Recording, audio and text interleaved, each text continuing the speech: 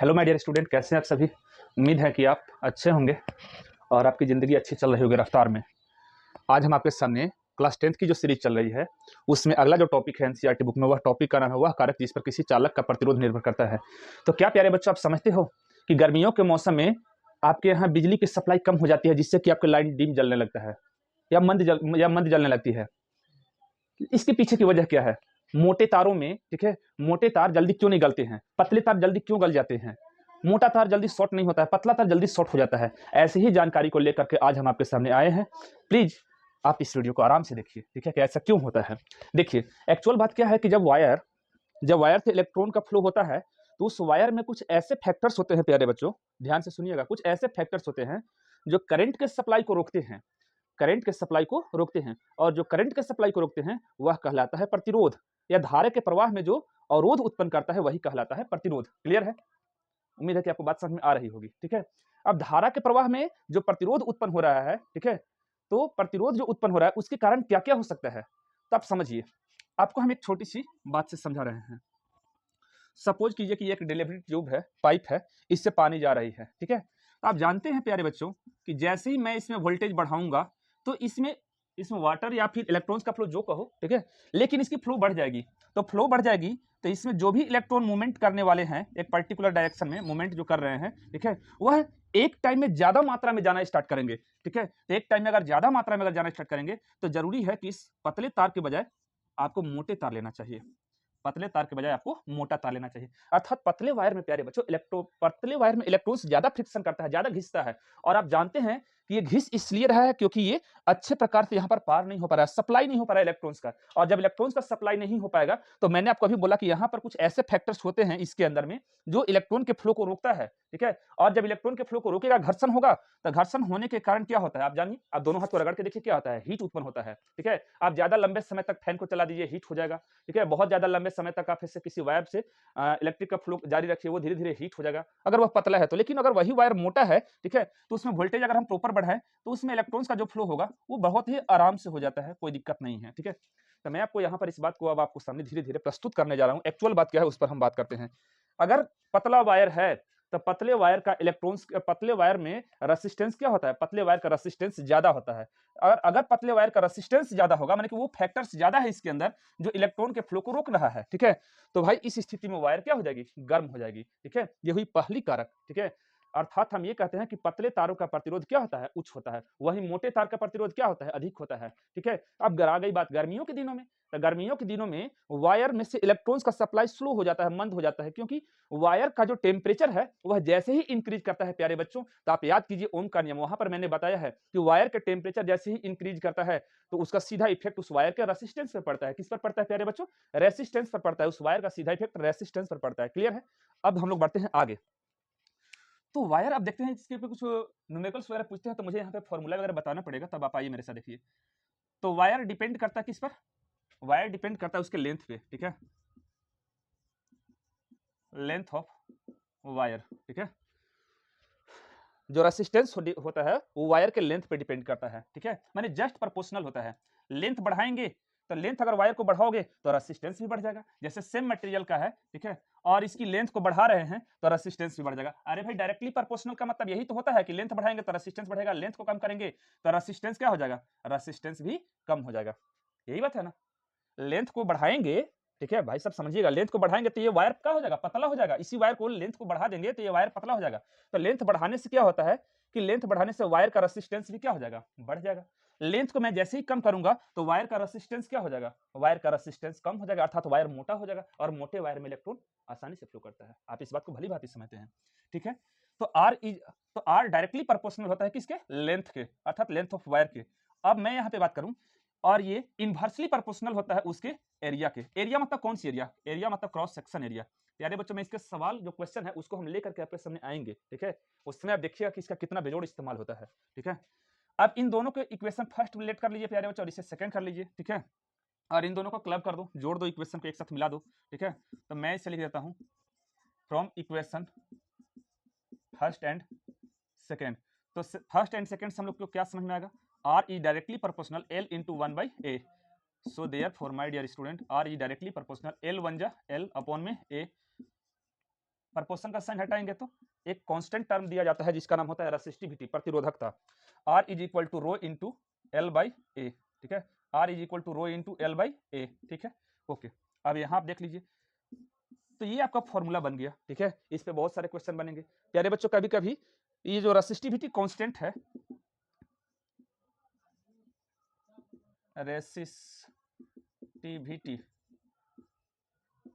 Constant एक स्थिरांक होता है रेसिस्टिविटी, ठीक है। इसका वैल्यू कभी कभी पेपर में प्यारे बच्चों पूछ लेता है, तो भी हम आपको से बात कर लेते हैं कि इसकी वैल्यू कैसे निकाली जाती है। तो आप यहाँ पे R और A का बाई क्रॉस मल्टीप्लाई करा दीजिए, तो ये हो जाएगा R इंटू ए, ठीक है। और L के साथ रो है, L के साथ रो है, इसको रो पढ़ते हैं प्यारे बच्चों, रो, ठीक है। तो L के साथ रो है तो रो का ही वैल्यू तो निकालना है, तो रो इज इक्वल टू क्या हो जाएगा RA अपॉन L, ठीक है। अब यहाँ से आप बताइए रेसिस्टेंस का ऐसा यूनिट हम आपको बता चुके हैं ओम, एरिया का ऐसा यूनिट मीटर स्क्वायर और लेंथ का ऐसा यूनिट मीटर, ये कैंसिल हो जाएंगे। तब प्यारे बच्चों बताइए, तब रो इज इक्वल टू क्या हो जाएगा, रो इज इक्वल टू हो जाएगा ओम मीटर। क्लियर है, ये बातें आपको भली भांति समझ में आ गई होगी, ठीक है। आज इससे हम कुछ छोटे छोटे आपके लिए न्यूमेरिकल्स ले रहे हैं, जिससे कि आपको थोड़ा इन चीज़ों को समझने में मजा आ जाएगा। पहली बात एक बार फिर से आपको बता देते हैं कि किसी अगर कोई चालक तार है तो उसका प्रतिरोध कौन कौन से कारक पर निर्भर करता है, लेंथ पर, एरिया पर, लेंथ पर, उस वायर के एरिया पर, ठीक है, और टेम्परेचर पर, ये तीन चीज पर डिपेंड करता है। क्लियर है, वही तीन चीज के बारे में अभी यहाँ पर हम लेंथ और एरिया के बारे में जिक्र किए हैं, लेकिन टेम्परेचर के बारे में भी जिक्र किए हैं, ठीक है। तो ये टेम्परेचर जो होता है, ठीक है, एक निश्चित टेम्परेचर पर वायर का जो रेसिस्टेंस होता है वो अलग अलग होता है प्यारे बच्चों, ठीक है। जैसे टेम्परेचर बढ़ाएंगे तो उस वायर से इलेक्ट्रॉन का फ्लो कुछ होगा, टेम्परेचर कम करेंगे तो वायर के अंदर से इलेक्ट्रॉन का फ्लो कुछ होगा, माने कि अलग अलग टेम्परेचर पे रेसिस्टेंस क्या होता है, सारे वायर का अलग अलग होता है। क्लियर है, ठीक। अब हम थोड़ा आगे बढ़ते हैं।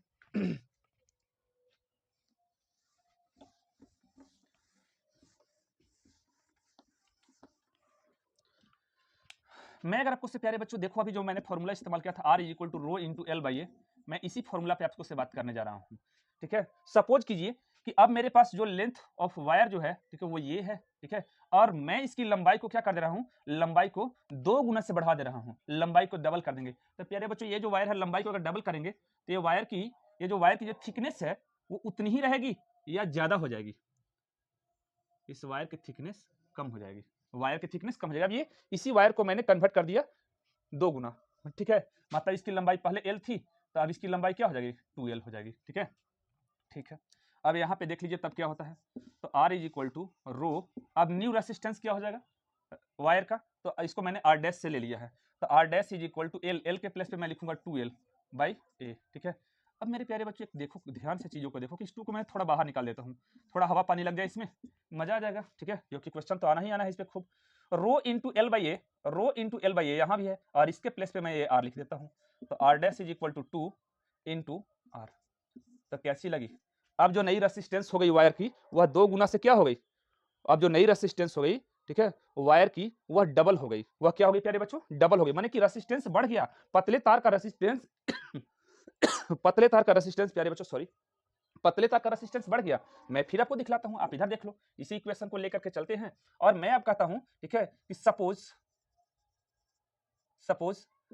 लेंथ ऑफ वायर, जो लेंथ है उसको मैं हाफ कर देता हूं, ठीक है, तब क्या होगा, तो R is equal to rho into L by 2, और अपोन में क्या चल रहा है ए। अब ये न्यू रेसिस्टेंस है तो मैं इसे R डैश से ले लेता हूं, तो R dash is equal to rho और ये रहा L बाई ए, और ये जो बटे में जो 2 है, ठीक है, क्योंकि यहाँ पर कुछ नहीं, ए के नीचे कुछ नहीं है, तो ये 1 है, तो 1 पलट के जाएगा ऊपर और ए आ जाएगा नीचे, तो यहाँ पर हो जाएगा 1/2, तो R dash is equal to rho into L by A is equal to R, और अपोन में चल रहा है हाफ, ठीक है, और मैं यहाँ पे ये R लिख देता हूँ इसके प्लेस पे।